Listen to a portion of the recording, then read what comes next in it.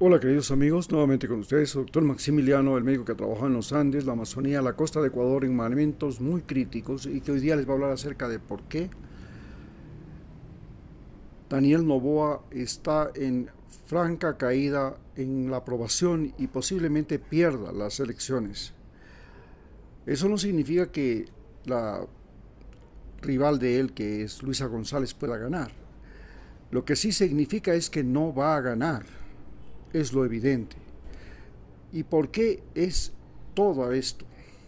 Porque primero a Ecuador, al igual que a muchos otros países de América Latina, le han caído las 7 plagas de Egipto.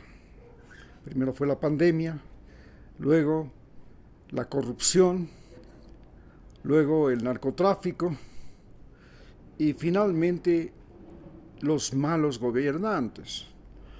Estos malos gobernantes que son desde hace mucho tiempo en Ecuador una patología, porque tenemos que acordar que hemos tenido 120 gobernantes en solo 200 años, menos de un año y medio, de un año 7 meses por cada uno de ellos, ha sido fruto de que nosotros, los ecuatorianos, carecemos de conciencia histórica, de conciencia ecológica, de conciencia cultural e inclusive de conciencia sanitaria.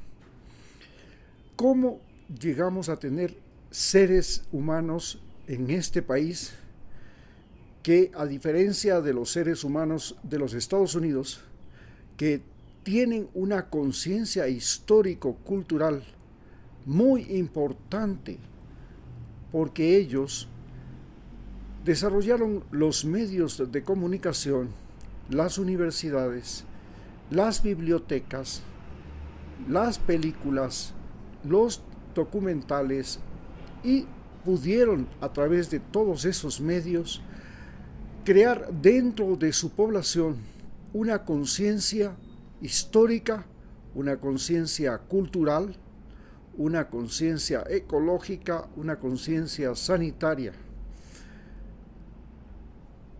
Aunque la conciencia ecológica todavía no la han adquirido y la conciencia sanitaria tampoco es muy favorable, por cuanto Estados Unidos ha pasado de una epidemia por el COVID-19 a una epidemia por el consumo de drogas.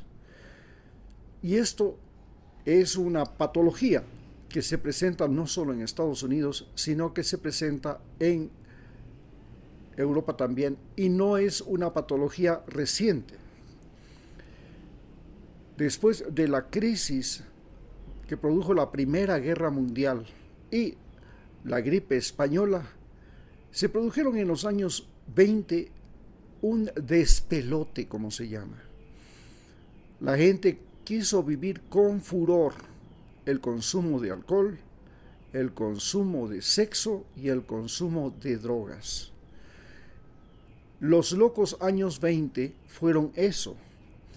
Y este proceso de deterioro psicológico y moral, no solamente que le afectó a Estados Unidos, sino que le afectó a Europa y le permitió a grupos como los grupos fascistas de Italia, los grupos neonazis de Alemania o los grupos de las falanges españolas e inclusive a los grupos marxistas, leninistas, estalinistas de la Unión Soviética, crear gobiernos autoritarios que pretendían controlar a la población a través de la guerra, convirtiendo a la guerra en el recurso más importante para disciplinar a su población. En América Latina, este fenómeno también se produjo. Después de la Primera Guerra Mundial, la moda del consumo de drogas, la moda de la vida relajada, la moda del derroche, se produjo de manera masiva, pero con la diferencia de que en América Latina había todavía la presencia bastante fuerte de la Iglesia Católica. Entonces, esta reacción social no fue contra gobiernos aristócratas, contra reyes, contra la aristocracia europea, como pasaba en Europa, sino que fue orientada hacia y en contra de la religión católica. Esto dio origen a que las revoluciones en América Latina, como la revolución de Alfaro en Ecuador, y las revoluciones como la Revolución Mexicana, eran una revolución específicamente dirigida contra la Iglesia Católica. Vale señalar que la Iglesia Católica fue la principal herramienta que incendió el continente contra el rey de España y que junto con los ingleses y los norteamericanos, especialmente con los ingleses, llevaron a la desaparición del imperio español. El primer imperio católico del mundo, el imperio español, fue derrocado por los mismos curas y sacerdotes que en países como Ecuador, México y otros fueron los que organizaron a los sublevados contra el rey. En el caso de Ecuador, el obispo Caicedo, en el caso de México, el cura Hidalgo y otros más. ¿Por qué se produjo esta reacción contra la Iglesia Católica, contra el Imperio Español de la Iglesia Católica?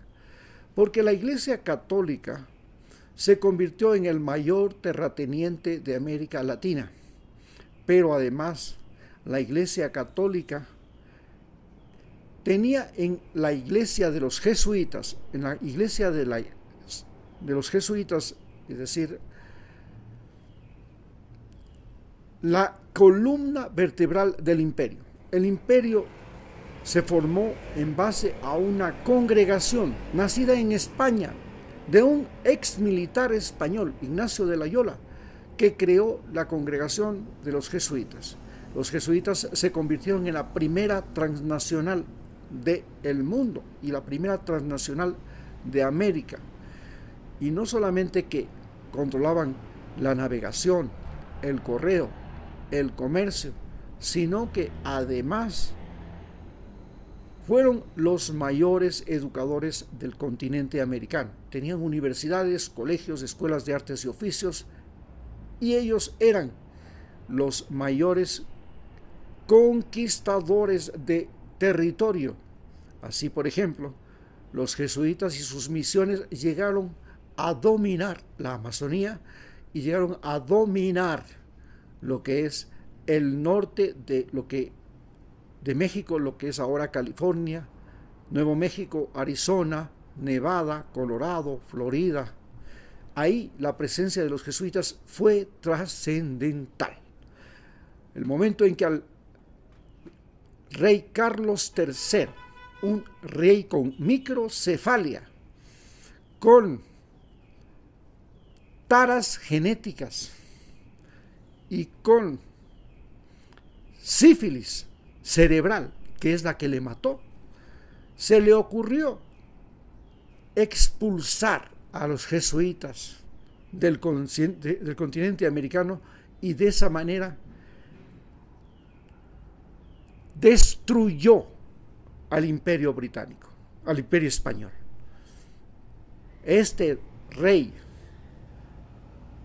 de los Habsburgo, el último de los Borbón, y con todas estas deficiencias cerebrales,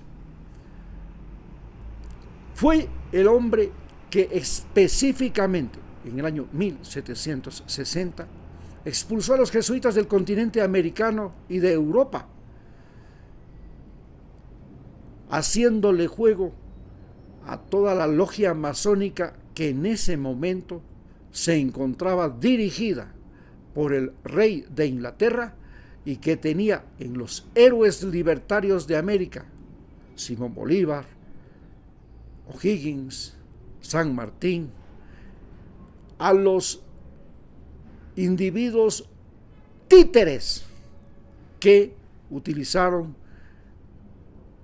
su posición social, su entrenamiento militar y el financiamiento de Inglaterra para convertirnos a todo el territorio español del continente americano en unos países conflictivos, pobres, y que hasta el día de hoy han vivido para odiarse entre ellos y para odiarse dentro de cada país.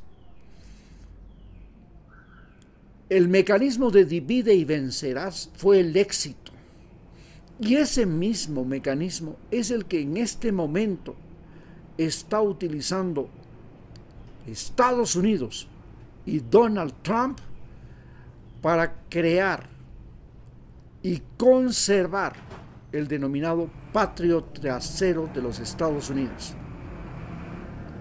Ya sabemos que aunque Daniel Noboa tiene la seria y la rotunda posibilidad de perder las elecciones, es muy probable un fraude electoral o un intervencionismo de Elon Musk a través de X y de las redes sociales para mantener a Daniel Noboa en el poder. Porque Daniel Noboa no es un ciudadano ecuatoriano de corazón. Él es un ciudadano norteamericano nacido y de corazón, que hoy día sirve a los intereses de los Estados Unidos, para lo cual utiliza la denominada guerra al narcotráfico o conflicto interno armado, que es lo que le ha permitido a Estados Unidos tener el control de las Islas Galápagos, de las Fuerzas Armadas del Ecuador, de los juzgados, de los jueces, de los tribunales electorales, y encima de eso le permite a Estados Unidos tener el control casi absoluto de los medios de comunicación. Recordemos que la democracia norteamericana no es una democracia en que la voluntad del pueblo es la que se impone. La democracia norteamericana es un sistema en el que los medios de comunicación ponen y quitan presidentes. Por eso, lo más importante para la democracia norteamericana es la denominada libertad de prensa. Y la libertad de prensa es la posibilidad que tienen los ricos como Elon Musk de apropiarse de los medios de comunicación y poner presidentes, como lo ha hecho con Donald Trump. Muchas gracias.